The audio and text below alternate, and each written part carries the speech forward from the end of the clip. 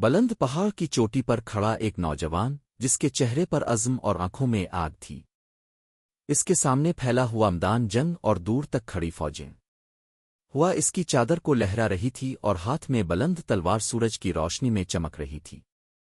یہ کوئی عام سپاہی نہیں تھا، یہ سکندر تھا، وہ نوجوان جس نے کم عمری میں دنیا کو للکار دیا تھا۔ 356 قبل مسیح میں مقدونیہ کی سرزمین پر پیدا ہونے والا یہ شہزادہ بچپن سے ہی غیر معمولی ذہانت اور بہادری کا مالک تھا۔ اس کے والد فلپ دوم ایک طاقتور بادشاہ تھے، لیکن سکندر کی اصل طاقت اس کی تعلیم اور تربیت تھی۔ اسے عظیم فلسفی ارسطو کی شاگردی نصیب ہوئی، جہاں اس نے فلسفہ، سیاست، سائنس اور جنگی حکمت عملی سیکھی۔ وہ جان چکا تھا کہ جنگ صرف تلوار سے نہیں بلکہ عقل اور منصوبہ بندی سے جیتی جاتی ہے۔ بچپن ہی میں اس کی ہمت کا ایک واقعہ مشہور ہو گیا۔ محل میں ایک خوفناک اور بے قابو گھوڑا تھا جسے بڑے بڑے سپاہی قابو نہ کر سکے۔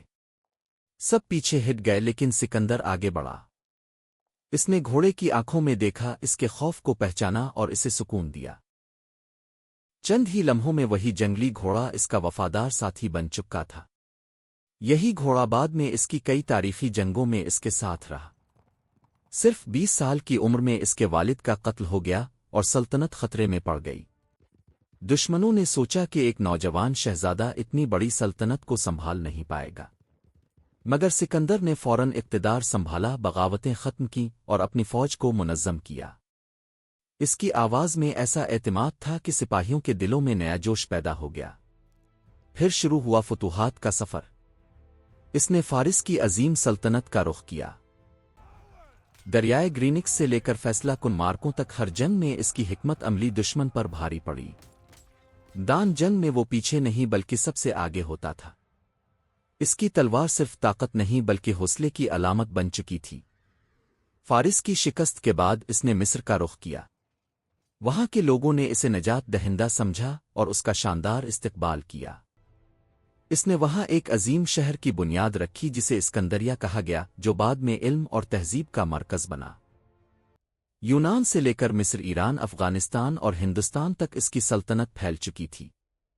صرف 30 سال کی عمر تک وہ دنیا کے طاقتور ترین حکمرانوں میں شمار ہونے لگا۔ اس کا نام سن کر دشمنوں کے دل کانپ جاتے تھے، لیکن قسمت کو کچھ اور منظور تھا۔ 323 قبل مسیح میں صرف 32 سال کی عمر میں وہ شدید بیمار پڑ گیا۔ وہ شخص جس نے دنیا فتح کی تھی اب اپنی سانسوں کے لیے جدوجہد کر رہا تھا۔ چند ہی دنوں میں عظیم فاتح اس دنیا سے رخصت ہو گیا۔ کہا جاتا ہے کہ اس نے وصیت کی کہ اس کے ہاتھ تابوت سے باہر نکالے جائیں تاکہ دنیا دیکھ لے کہ سکندر اعظم بھی خالی ہاتھ آیا تھا اور خالی ہاتھ ہی گیا۔ دنیا کی سب سے بڑی سلطنت بنانے والا بھی موت کو شکست نہ دے سکا۔